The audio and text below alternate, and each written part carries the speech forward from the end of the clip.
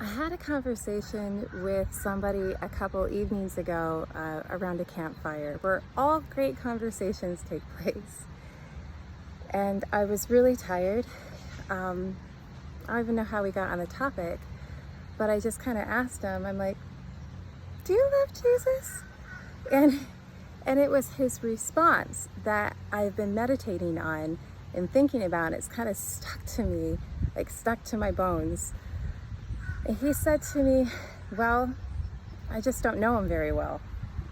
And I thought, that is the absolute best answer I have ever heard from somebody who is a non-believer or a non-Christian.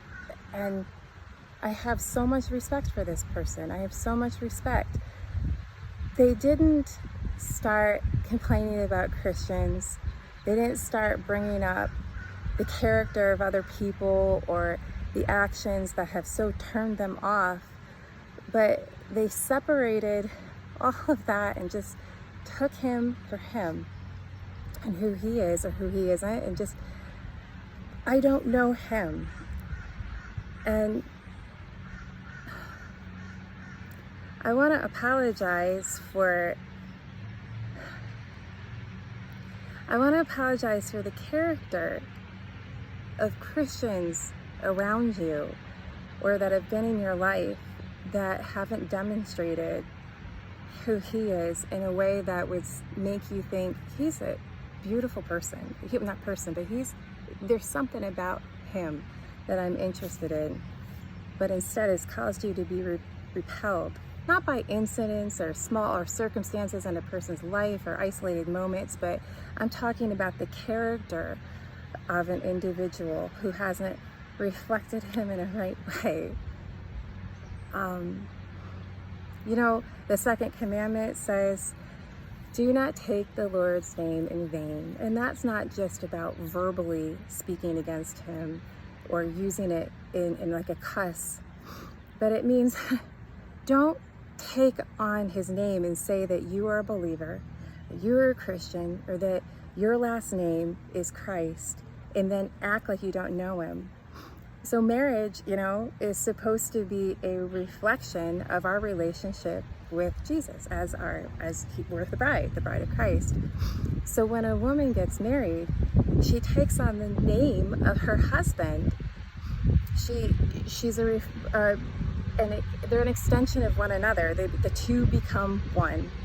And when you take on the name of Jesus, the two become one, and you become an extension of him. And you're not supposed to go out there and start acting like you're not even married, like you're some single person just having a good old time. And you know what I'm saying. So if you have been so turned off and disgusted by Jesus Christ because of what you've seen in other people, I apologize. But I would encourage you, like this gentleman, don't make such an enormous decision based on other people, but go find out for yourself. You don't know him like you think you might know him. You just might know about his cheating spouse, and that's between him and them. And I don't have anything to say about that. But I would say,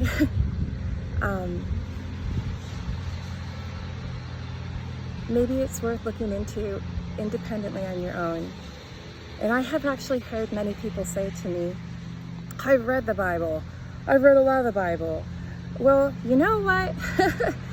I've read algebra books, and that doesn't mean that I have any kind of understanding of how algebra works, calculus or trigonometry, geometry. It's really quite confusing to me.